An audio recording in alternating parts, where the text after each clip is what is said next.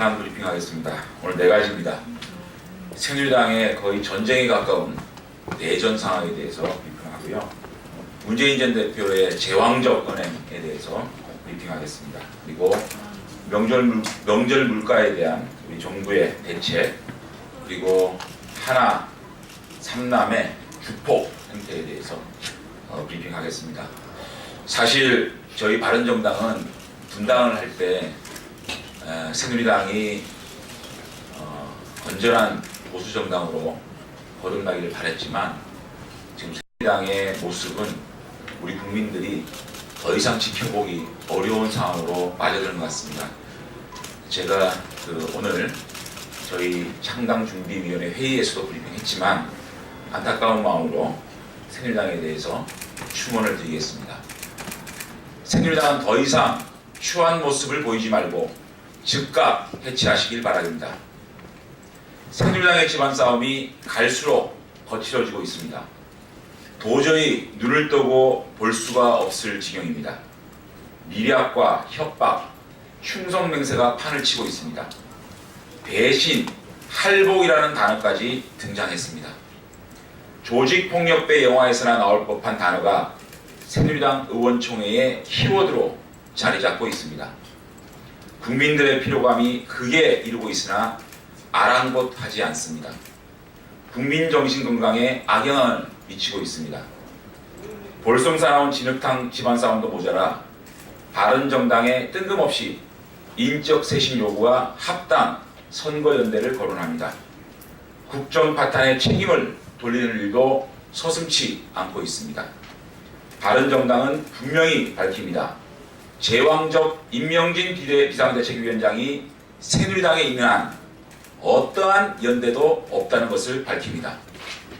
인 위원장은 새누리당의 인적 천상부터 잘 하시길 바랍니다.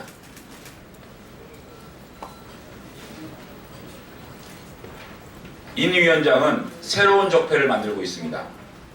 국민의 손으로 뽑은 국회의원에 대해 거취를 일임하는 백지위임장이라는 정치사의 유례를 찾아볼 수 없는 충성맹세를 강요하고 위압과 독선으로 국민을 무시하고 있습니다. 즉각 중단하십시오.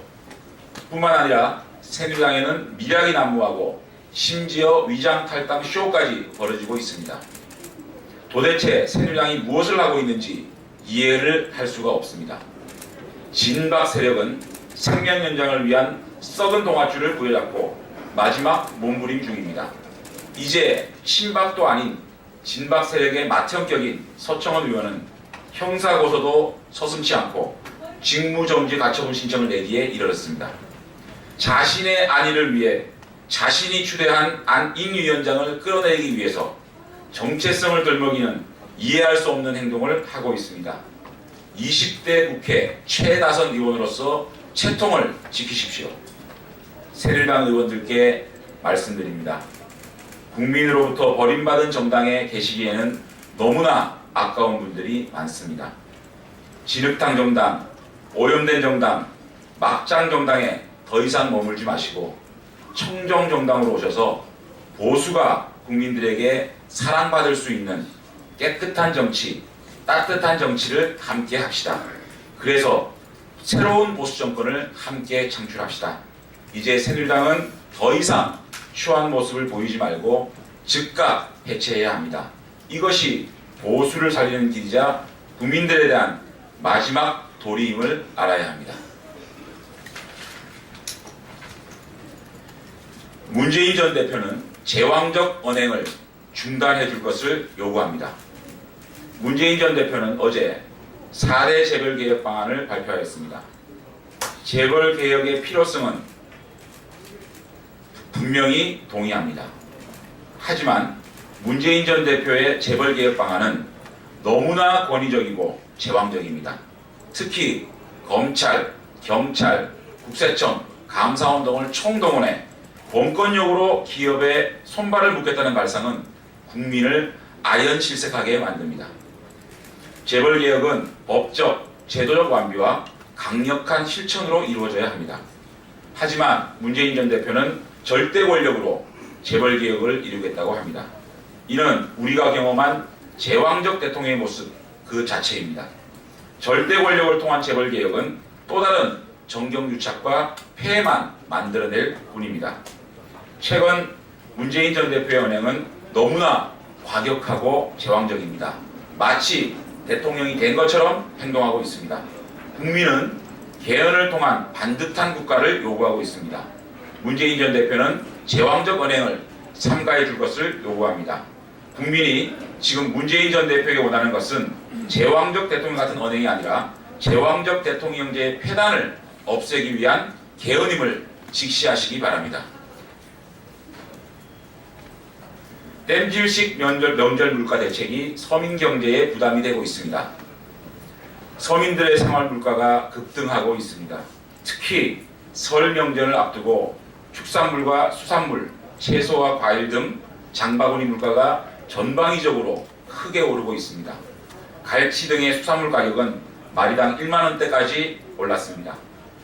39 특란을 기준으로 계란 한 판의 평균 소매 가격은 8,960원입니다. 당근과 무도 소매 가격을 기준으로 1년 전보다 각각 2.5배나 올랐습니다. 폭염과 태풍 등 기후변화로 인한 수급 불안과 중국 어선의 불법 조류 인플루엔자 악재까지 겹쳐 한동안 우리 국민들의 식탁 위에 오를 식료품들의 가격이 쉽게 진정될 것 같지 않습니다. 정부는 명절을 앞두고 물가대란 조짐이 보이자 잇따라 대책을 내놓고 있지만 정부 비축 수산물이나 성수품을 시장에 풀고 성수품과 선물 세트 등을 할인 판매하는 수준입니다. 지난해 발표된 설 물가 대책과 같거나 표현만 일부 바꾼 수준에서 한 발짝도 더 나아가지 못하고 있습니다. 국민들이 체감 가능한 효과가 있을지 의문입니다. 통상 먹거리 가격의 인상은 전체 물가 상승의 전조입니다.